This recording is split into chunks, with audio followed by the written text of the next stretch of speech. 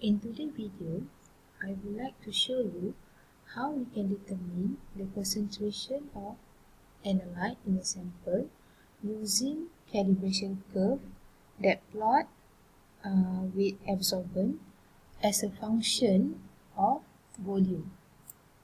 Okay, instead of in x-axis as the concentration, which we have covered in the previous video. Okay, if we choose to plot the calibration curve with this unit, okay, first of all we need to find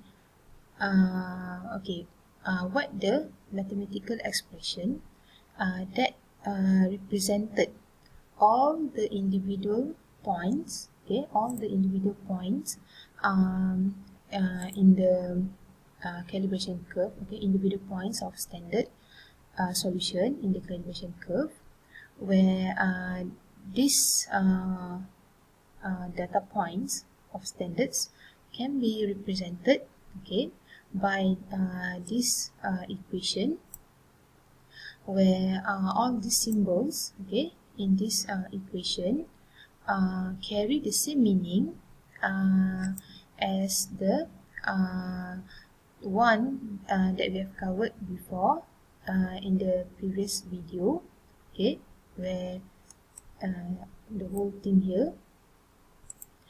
Okay, the next step, okay, what we need to do is we want to simplify the equation by assume that this expression is represented by the k value. Okay, so this is the new equation, and this equation, okay, if you compare with the expression y equals to mx plus b, where x in this case is the volume of standard and the y-axis is the absorbent unit. Okay, so from here a is y, okay, and for the expressions of MVS, okay, MVS actually refers to the this expression. So from that we can generate equation form where M actually equals to KCS, okay, because okay, KCS, and then for B actually is equals to this expression. Okay, for the next step we will rearrange, okay, we will arrange the equation 4 in here and okay, express the expression with the K equals to M divided by CS. Okay, after that we will substitute this equation, this expression into the equation 3. Okay, and from that you will generate a new equation we call as equation 5 in here. Okay, so this expression is the one that we use for the quantification. Okay, so now I will show you how we can apply this equation, okay, using exercise examples of this one. Okay, so what we need to do is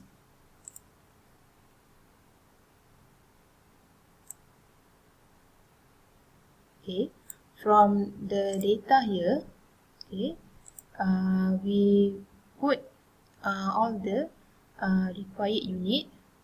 For example, in the preparation of seal of standard, okay, what the volume of what the added standard volume, and then their corresponding absorbent, measured absorbent. So and then doing the same thing, okay, you will plot the calibration and we get here, and from the format trend line, okay, you can display automatically the equation and also its correlation coefficient value. Okay, as I said in previous class, it's wise, okay, to double check whether this slope and intercept, okay, is correct or not. Okay, so simple. You can calculate the slope. Just go to function and find the slope function.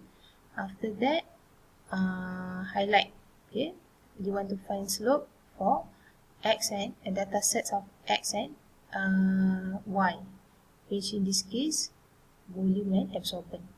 Okay, using the similar way, okay, just using the function, find the intercept and then calculate.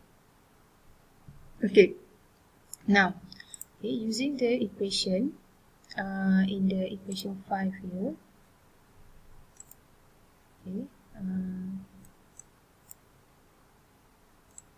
okay, equation 5 here, okay, you calculate the concentration of the sample. So from the equation, okay, the concentration of the analyte in the sample is equals to CS. Okay, CS actually in here is represented by the concentration of added standard, which in this case is the stock. Okay, stock that represented by B1 and multiply with B12, which in this case is the intercept.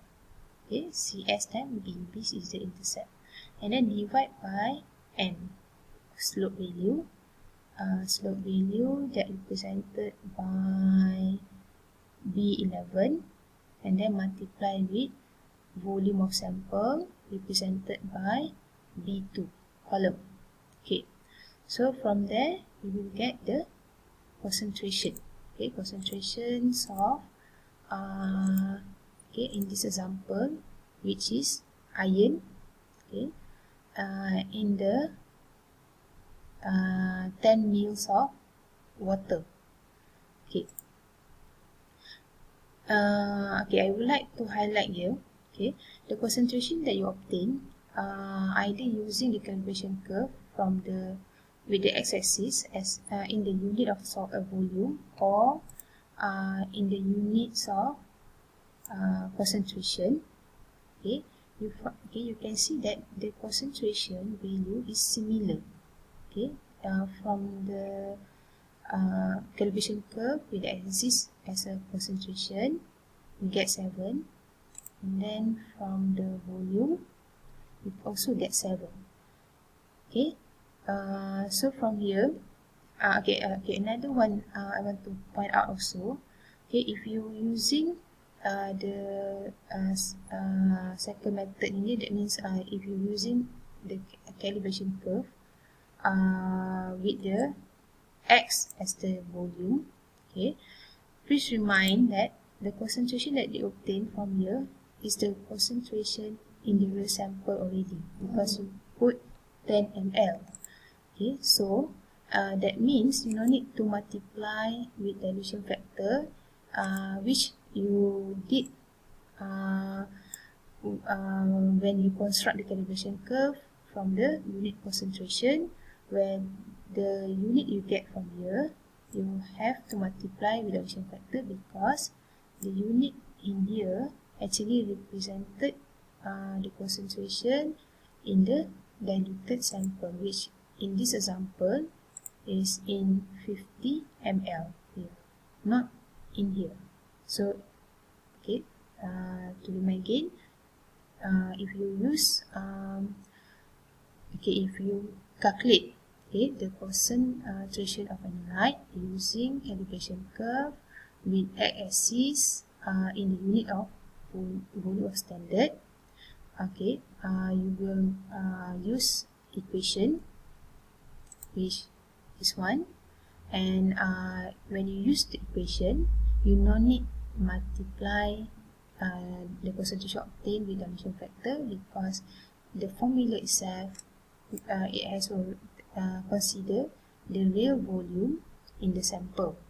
And if you determine the concentration of the analyte using the calibration with the x-axis in concentration unit, okay, you need to extrapolated the line, okay, the regression line,